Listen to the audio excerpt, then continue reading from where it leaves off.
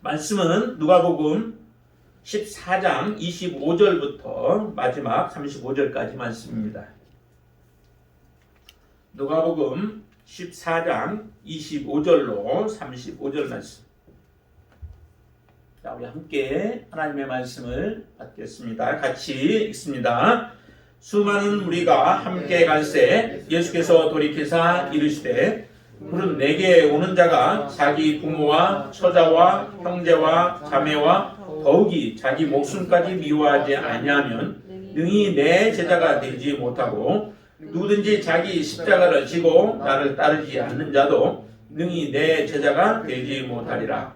너희 중에 누가 망대를 세우고자 할진대 자기의 가진 것이 준공하기까지에 족할는지 먼저 앉아 그 비용을 계산하지 아니하겠느냐. 그렇게 아니하여 그 기초만 쌓고 능히 이루지 못하면 보는 자가 다 비웃어 이르되 이 사람이 공사를 시작하고 능히 이루지 못하였다 하리라. 또 어떤 임금이 다른 임금과 싸우러 갈 때에 먼저 앉아 1만 명으로서 저 2만 명을 거느리고 오는 자를 대적할 수 있을까 헤아리지 아니하겠느냐.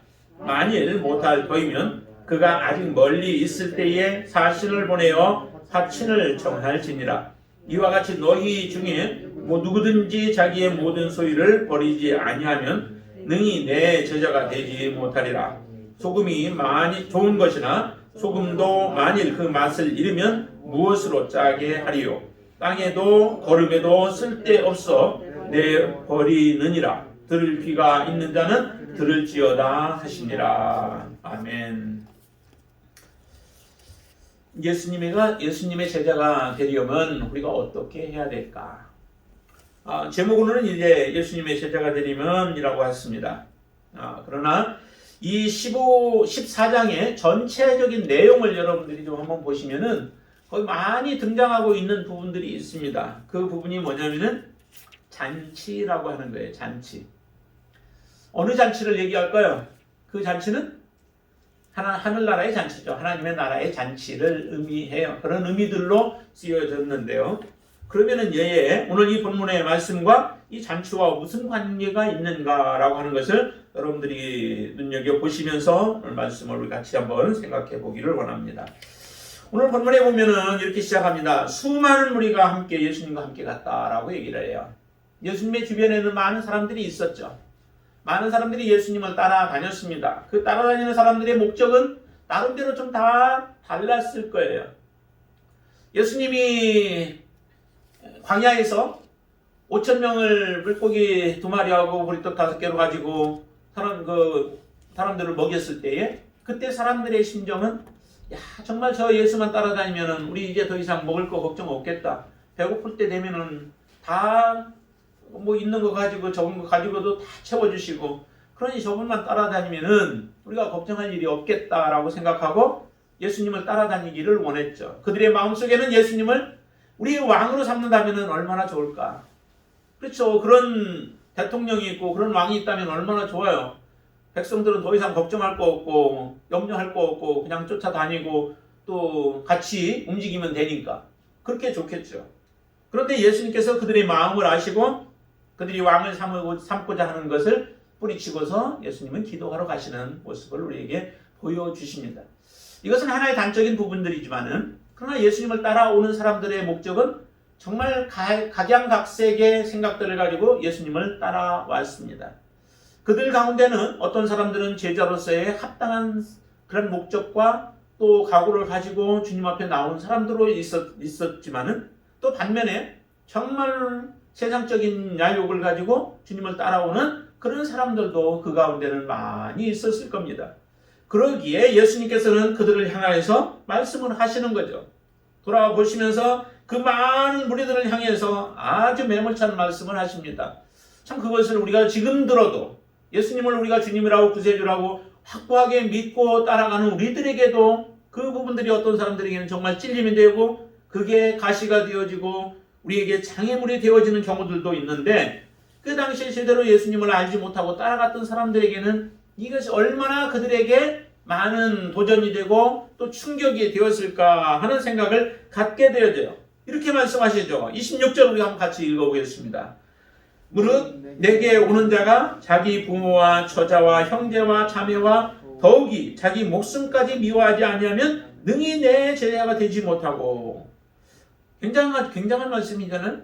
자기의 부모, 또 처자, 아내와 자식들, 그리고 형제, 자매, 거기 자기 목숨까지 미워하래요. 정말 부모를 미워하라고 하는 말로 그대로 받아들여서는 안 되겠죠. 예, 이거는 미워하라라고 하는 부분보다 어떻게 보면 우선순위를 얘기하는 거예요. 우선순위에 있어서 누가 첫째가 되어져야 하느냐. 주님이 첫째가 되어져야 한다는 겁니다. 뭐 며느리들이 첫째, 둘째 해 스님에게 놓고 또 하는 경우도 있지만은 정말 첫째는 누구냐면 예수 그리스도가 항상 우리에게 첫째가 되어야 한다.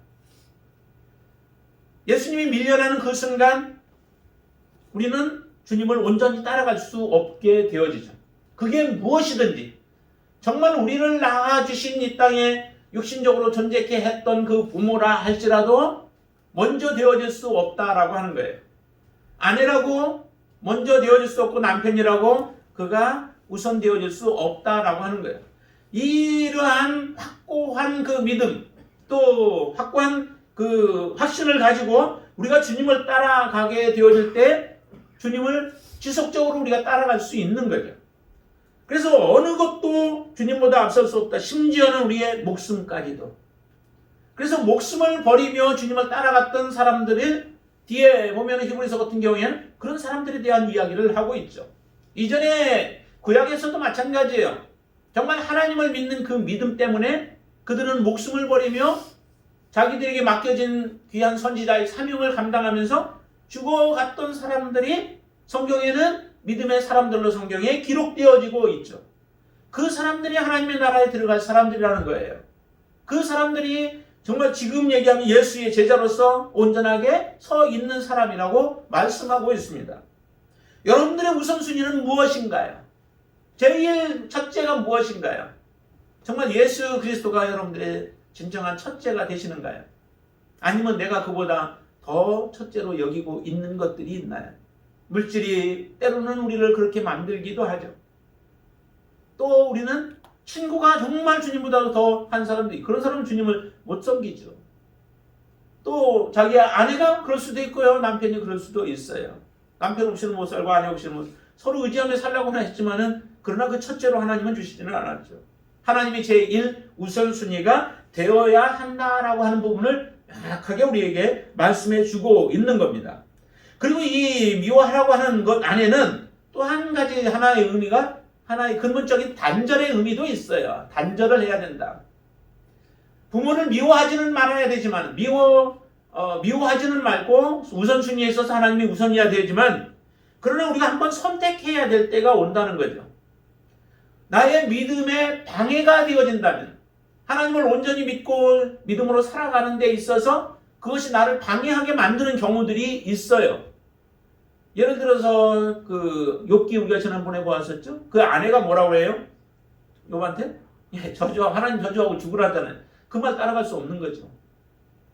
아내가 어떤 행동을 해도 정말 당신이 하나님을 저주하고 죽지 않으면 하나님을 저주하고 죽지 않으면은 나는 떠나겠다 해서 만약에 아내가 떠난다 할지라도 내가 하나님을 포기할 수는 없다라고 하는 고백이 나와야 된다는 거죠.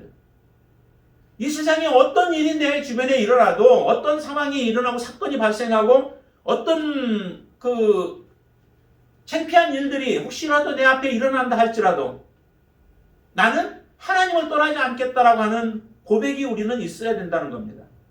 남자들 가운데는 보통 그런 경우 많잖아요. 우리가 이제 은퇴하기 전까지는 세상 열심히 일을 해서 그 지위들을 확보하고 있어서 누리면서 살아가기 때문에 그때는 신앙생활 잘 해요. 그러다가 은퇴 딱 하면은 아마 할 일 없고 집안에서 그냥 운동이나 하고 지내고 하다 보니까 다른 사람들 앞에서 자기의 얼굴이 서지 않아서 교회를 안 나오는 그런 사람들도 있어요. 이게 신앙이냐고요. 그렇게 돼서는 안 되는 거죠. 내가 낮아질지라도 나는 없는 것처럼 보여진다 할지라도 내 안에서 예수 그리스도는 계속 드러나야 되는 거예요. 예수 그리스도에 대한 믿음만큼은 변함이 없어야 되는 거예요.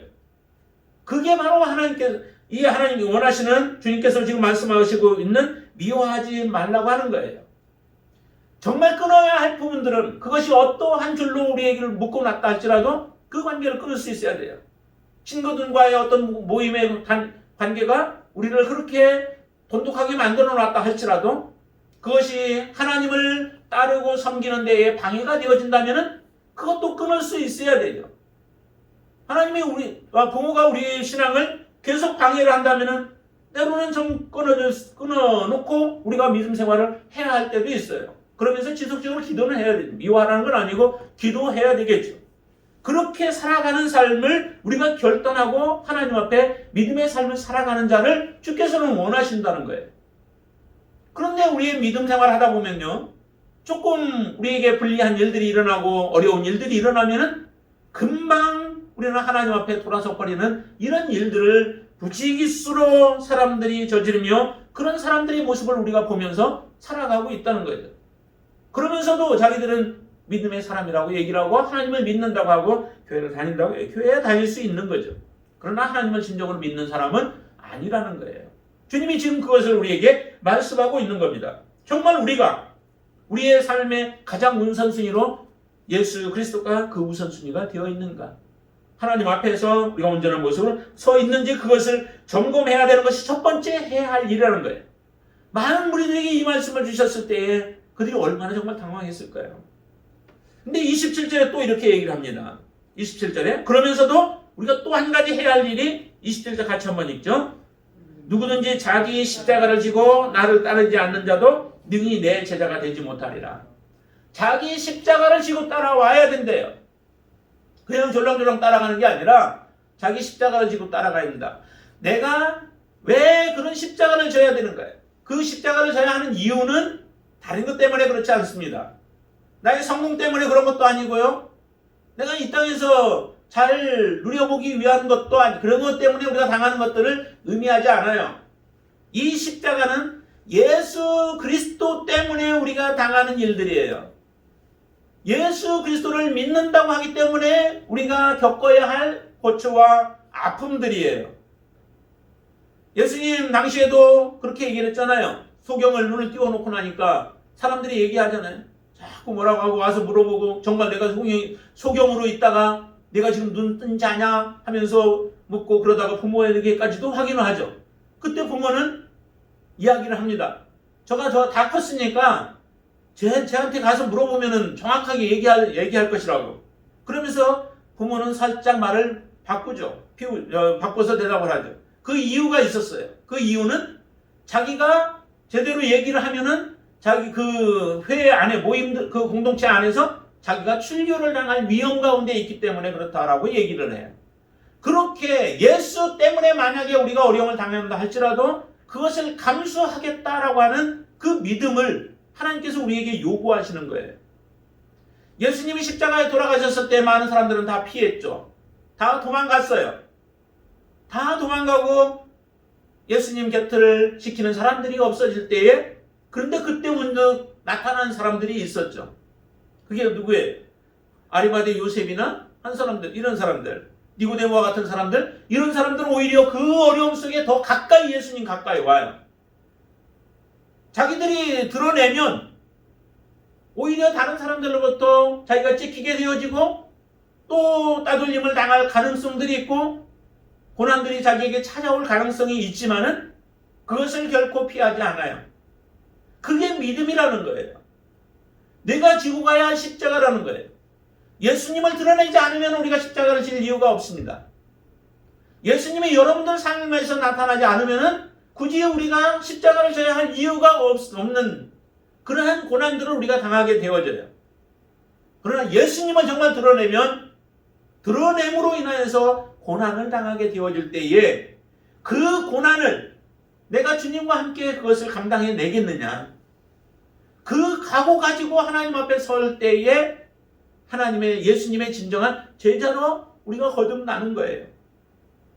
다니엘의 세 친구들 계속 얘기했죠. 그들이 예수 믿는 사람들이 아니었으면 그런 일들이 일어났을까요? 예수 믿는다고 하기 때문에 지금 어려운 그들 앞에 풀무불이 기다리고 있고 사자굴이 기다리고 있는 겁니다. 예수 믿기 때문에 그들을 고통 가운데 아니면 그런 어려움 가운데 쳐넣은 거예요. 그런데도 그것을 감당해내요. 하나님이 얼마나 기뻐하시는 사람들이에요. 우리가 지금 믿음 생활하는 가운데서 하나님은 우리에게 그 모습을 보기를 원하시는 겁니다. 주님이 우리에게 그걸 요구하는 거예요. 그래서 누구든지 자기 십자가를 지고 나 때문에 예수님 때문에 그 십자가를 지고 나를 따르지 않는 자도 능히 내 제자가 되지 못할 것이라요. 버리는 거 다 버렸다 할지라도 정말 주님 때문에 함께 십자가를 지고 갈 수 있는, 자기 십자가를 지고 갈 수 있는 그 사람이 바로 진정한 예수님의 제자가 될 것이다 라고 얘기를 해요. 오늘 우리가 2021년 첫 해인데 첫 해 그리고 첫 주일이잖아요. 주일 예배잖아요. 오늘 이 말씀을 특별히 본 이유가 바로 그거예요. 지금까지도 이런 마음으로 우리가 믿음으로 살아왔겠지만 앞으로 우리가 살아갈 날들도 얼마나 더 우리가 살아갈지 몰라요. 그러면서 예수님을 우리가 믿음으로 고백하면서 살아갈지 모르지만 이 고백이 되어지지 못하고 주님을 따라가게 되어질 때에 반드시 그 믿음은 실족할 수밖에 없다는 겁니다. 그렇기 때문에 지금 초에 우리가 시작하면서 많은 무리들에게 주님이 주신 것처럼 우리도 한번 다시 생각해 보라는 거예요. 이렇게 이제 비유를 얘기하죠. 세 가지의 비유를 얘기를 하죠. 망대를 세우는 것에 대해서 얘기합니다. 망대를 세우려면 반드시 뭐가 필요해요? 필요한 것이? 돈이 필요하죠. 돈이 필요해요. 뭐 대지까지 다 준비를 해놨다 해도 거기에 필요한 재료들을 사서 지어 나가려면 설계도에 따라서 모든 그 재료들이 충족하게 공급되어지기 위해서는 물질이 필요한 거죠. 얼마가 들어갈 것인가. 그러나 생각하지 않고 우리가 짓는 사람이 있나요? 없죠? 이 단 1층을 지어도 생각하고 그 일을 해요. 내가 가지고 있는 돈이 얼마나 되고 앞으로 부족한 부분들은 어떻게 충당할 수 있는지를 계산을 했을 때 그것을 시작을 하죠. 무모하게 시작하는 사람들도 있어요.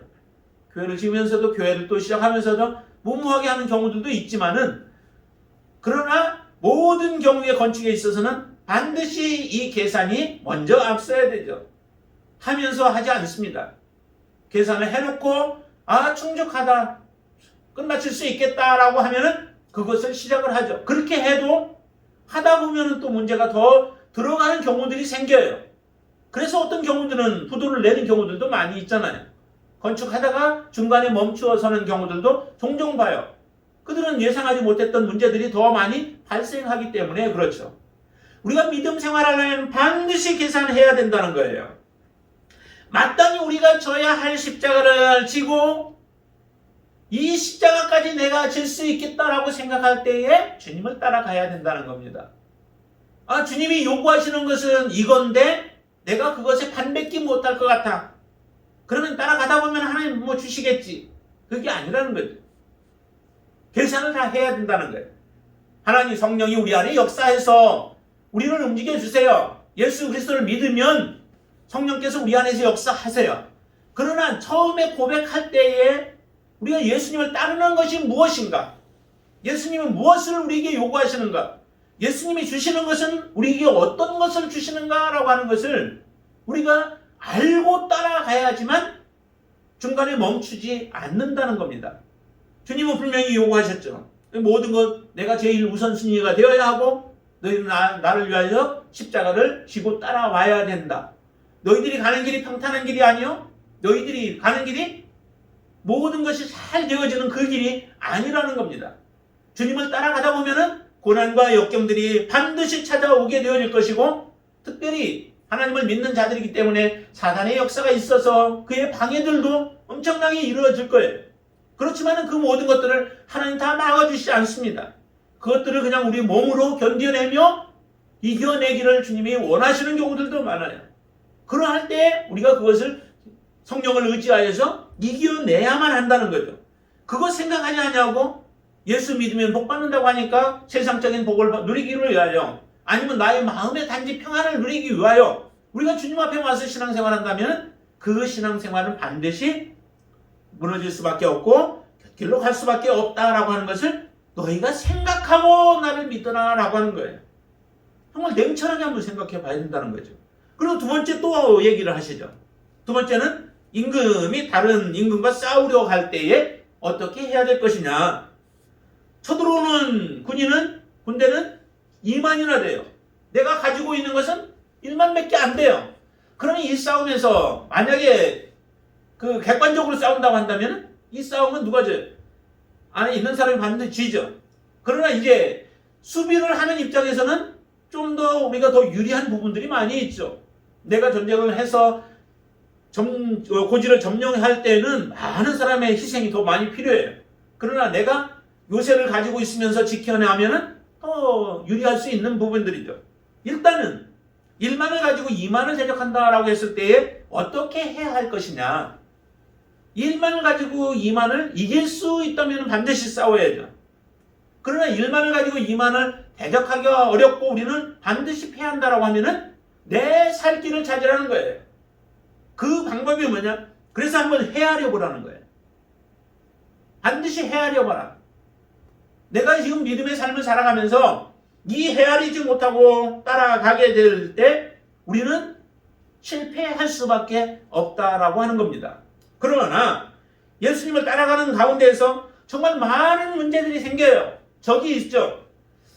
지금 예수님 믿는 사람보다 믿지 않는 사람들이 세상에 더 많죠. 예수님을 믿는 그리스도인들보다 믿지 아니하는 사람들이 더 많아요. 이 비유가 비슷하죠. 정말 1만을 가지고 2만을 대적해야 할 세상이 그리고 우리의 완전한 대적이래요. 세상이 우리를 미워할 게래요. 예수님을 미워한 것처럼 세상이 예수님을 미워하여 십자가에 못 박은 것처럼 예수님에게 속해 있는 하나님의 자녀들을 미워해서 우리를 대적한다라고 하는 거예요.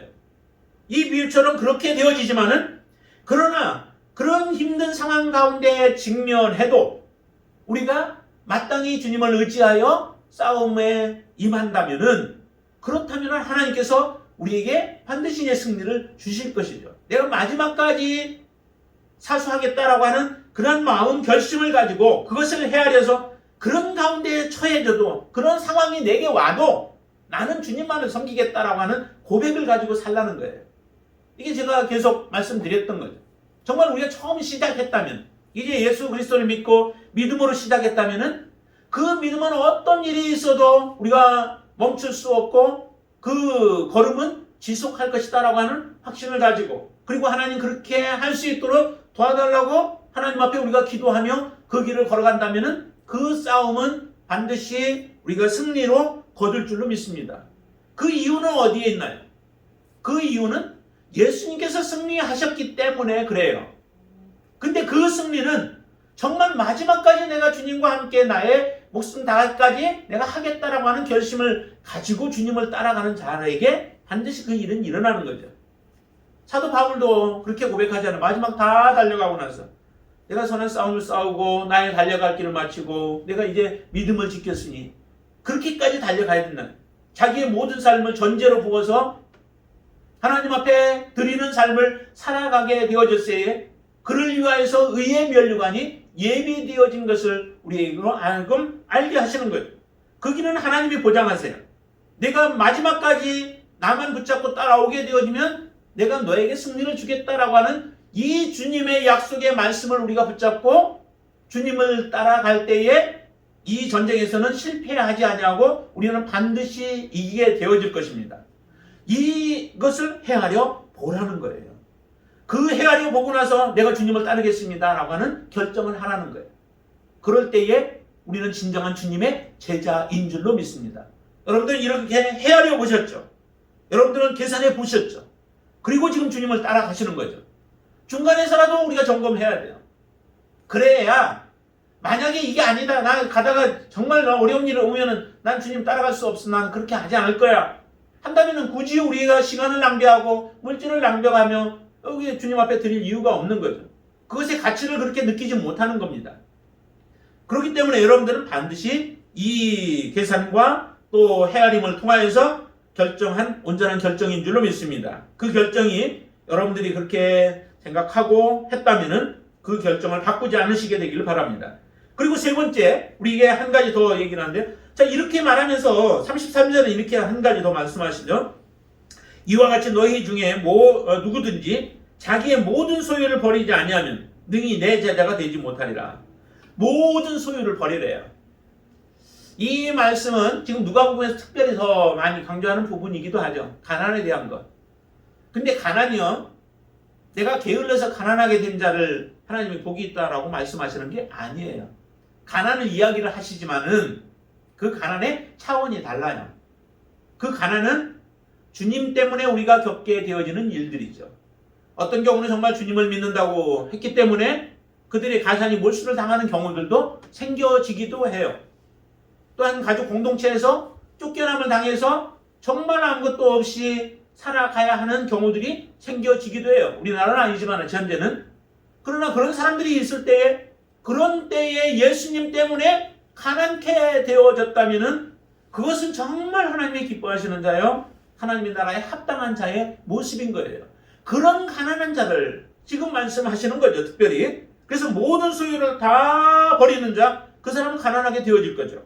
그러나 그 가난함이 우리에게 무엇을 약속해 주시냐면 우리에게 하나님께서 놀라운 축복을 허락해 주시는 거죠. 예수님의 제자가 되어지는 축복. 그 축복을 누리고 결국에는 천국의 잔치에 들어갈 수 있는 축복이 그 사람에게 주어지는 거예요. 그러기에 모든 것을 다 버리지 않으면 내 제자가 되지 못한다라고 말씀하고 계시는 거예요. 34절에 이렇게 한 가지 더 이어갑니다. 거기에 보면은 같이 한번 읽죠. 소금이 좋은 것이나 소금도 만일 그 맛을 잃으면 무엇으로 짜게 하리요. 35절 땅에도 거름에도 쓸데없어 내버리느니라. 들을 귀가 있는 자는 들을지어다 하시니라. 이 소금의 이야기를 왜 여기서 할까요?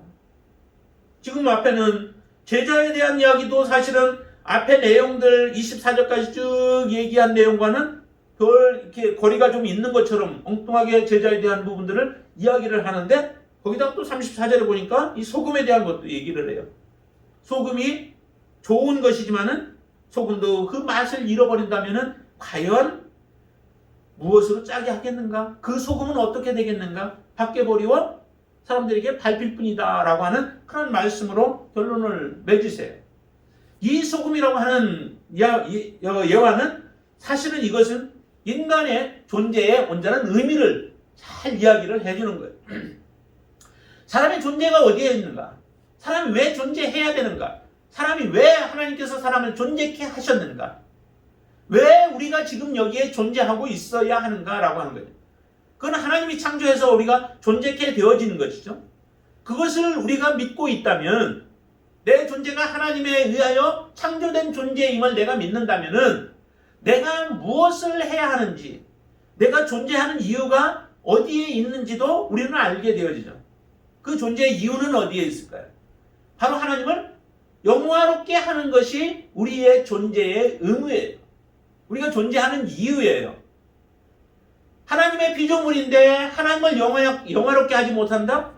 그것은 의미가 없는 거죠. 소금이 그 맛을 잃은 것과 똑같은 모습이라는 거예요. 모든 만물들은 다 하나님의 손에 의하여 창조되었고 하나님이 지금 섭리하고 계시고 그 섭리를 통해서 하나님의 영광을 드러내고 있어요. 모든 게. 그런데 유독 사람만큼은 하나님의 창조의 섭리를 드러내지 못하고 하나님을 대적하며 그것도 뻔뻔스럽게 하나님을 대적하는 삶을 살아가고 있는 거죠. 이런 자들의 마지막이 어떻게 되어질 것인가? 마지막에 그게 35절의 말씀인 거죠. 땅에도 거름에도 쓸데없어 내버려지느니라. 그들은 하나님의 온전한 심판 가운데 나아갈 수밖에 없는 존재가 되어지는 거예요. 여러분들의 존재가 어디에 있나요? 존재의 이유가 어디에 있나요? 오늘 우리에게 한 날을 주시고 2021년 한 해를 주신 목적이 어디에 있나요? 그 목적은 바로 하나님의 영광을 드러내고 예수 그리스도의 온전한 제자로 우리가 살아가기를 원하시는 거예요. 예수 그리스도의 온전한 제자가 되어진다는 이야기는 다시 말하면 아까 얘기한 것처럼 천국에 들어갈 수 있는 자가 되어지는 거예요. 근데 천국에 들어가는 데에 예수님의 제자가 되어지는 데에 있어서 방해가 무엇인가? 그 방해물들을 너희들이 제거하고 주님을 따라가라라고 하는 것이 지금 제자가 되는 조건이기도 한 거예요.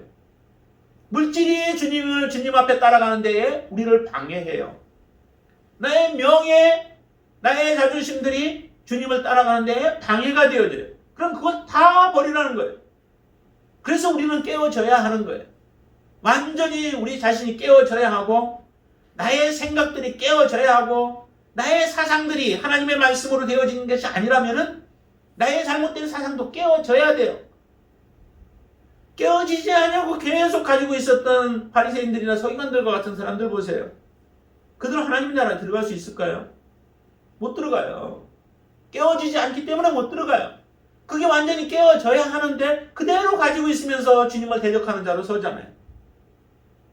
우리가 하나님보다 주님보다 그리고 이 말씀보다 앞서는 것이 없어야 된다는 거예요. 그럴 때 우리는 예수님의 제자가 되어질 뿐만 아니라 예수님의 제자는 곧 천국에 주님이 준비하고 예비한 영원한 천국에 우리가 들어갈 수 있는 자들이 되어지는 거예요. 우리가 주님 앞에 주님 앞에 설 수 없고 천국에 갈 수 없다면 우리가 이 땅에 살아가는 믿음 생활도 의미가 없는 거예요. 우리의 목적은 어쨌든 우리가 복받기 위해서 세상의 복이 아닌 진정한 복은 받아야 되죠. 하나님이 주시고자 하는 그 온전한 복은 받아야 돼요. 하나님은 우리 앞에 그 하나님의 온전한 복을 우리에게 주셨는데도 사람들은 가까이 있는데도 그것을 버리고 엉뚱하게 저주가 되어질 것을 선택하며 살아가요. 주님은 그것을 지금 정확하게 가르쳐주고 있는 거예요. 딱딱해 보이고 주님을 따라가는 사람들에게 마음에 상처가 되어질 거고 그들이 주님을 떠나가는 일들이 일어날지 모르지만은 그럼에도 주님은 많은 사람들이 지금 예수님을 따라올 때에 그들을 향해서 이 말씀을 강력하게 지금 외치는 거예요.